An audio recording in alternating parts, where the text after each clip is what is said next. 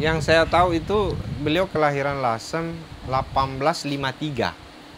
Berarti ya abad 18. Tapi kalau tidak salah beliau ini wafat itu di awal abad 19. Kalau tidak salah. Itu ceritanya seperti apa itu, Lip? Ketika beliau mau dimakamkan. Kan beliau kan tinggalnya di Pambusuan dulu. Tapi kok kenapa justru beliau dimakamkan di Campalagian, di Masjid Raya itu, di dalam masjid? Mungkin. Oh, coba ada ceritanya mungkin Alif gimana itu? Jadi, gimana perang kakeknya Alif dulu itu?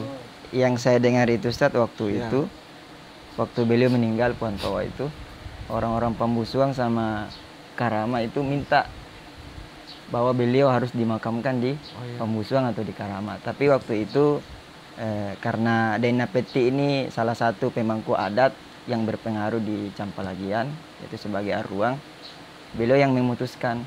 Jadi beliau bilang Puan Toa ini wafatnya di Kampung Masigi, artinya di Campalagian. Jadi di mana beliau wafat, maka di situ. Itu kata itu sabdanya sabdanya Daim Peti ya.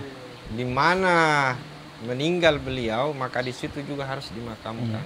Meskipun mungkin lamanya tinggal di Pambusuang. Karena orang Pambusuang mau ngambil.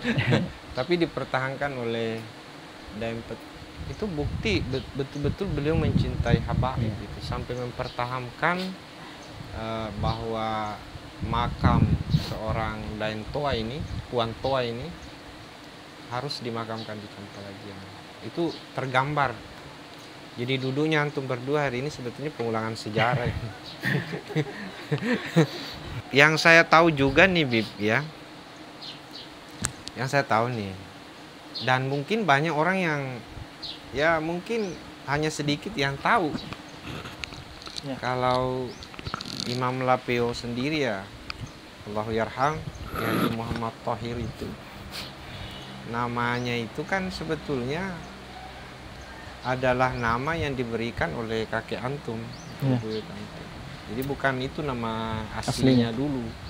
Karena Imam Lapeo ini adalah murid dari Al-Allamah Habib Hasan Abdullah bin Alwi bin Sahal ini.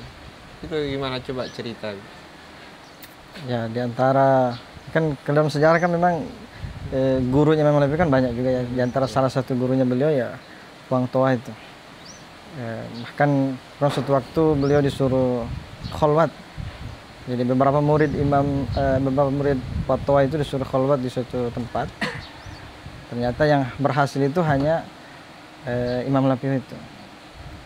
Akhirnya kata beliau, engkau sekarang sudah bisa mendapatkan ilmu zahir, ilmu batin, dan kita bersaudara dunia akhirat.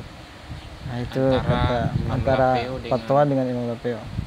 Karena satu-satunya murid yang berhasil melalui ujian dari gurunya itu ya hanya Imam Lapio itu. Tapi yang di Mandar ini kan yang paling terkenal itu ya, kata salaf itu kam min masyhurin bi barakatil mastur. Ya, mungkin salah satunya seperti ini. Yang paling masyhur kita di Mandar kan yang Lapio. Cuman gurunya ya mastur di masjid Bonde itu. Ya, bahkan ketika ada orang ziarah masjid Bonde itu pun yang dia ziarah ya kiai-kiai yang di samping kanan kirinya. Yang di tengahnya itu pun ya betul-betul mastur. Ada seorang al-allamah yang guru daripada Kiai Haji Muhammad Thohir Imam Lapio. Tapi banyak orang yang kemudian bukan lupa, tapi mungkin tidak tahu. Tidak tahu.